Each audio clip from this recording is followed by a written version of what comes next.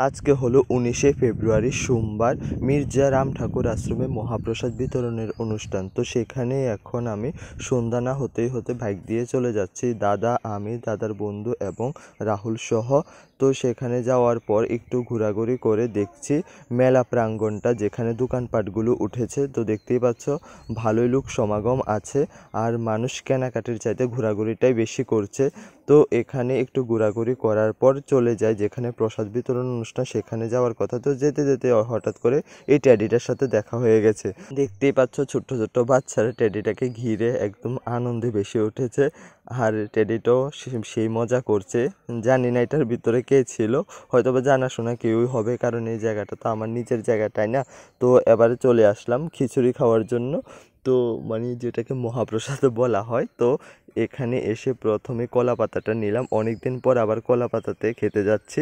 তো কলা পাতাটা হাতে নিয়ে খিচুড়ি প্রসাদের জন্য অপেক্ষা করছি। তো খিচুড়ি চলে এসেছে, পাতাতে নিয়ে নিলাম।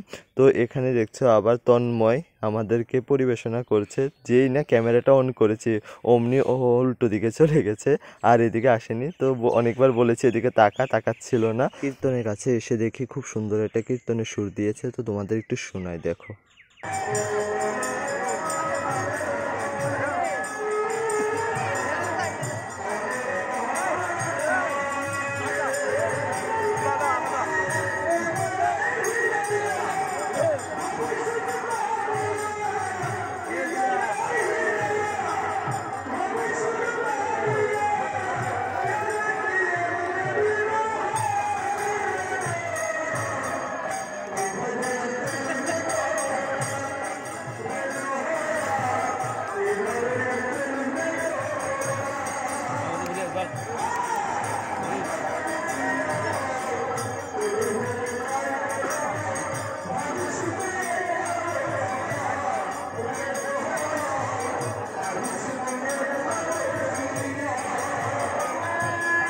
ওখানে কীর্তন শোনার পর চলে আসে যেখানে দোকানপাটগুলো উঠেছে, সেখানে দেখতেই পাচ্ছ এখানে লোক সমাগম বেড়ে গেছে।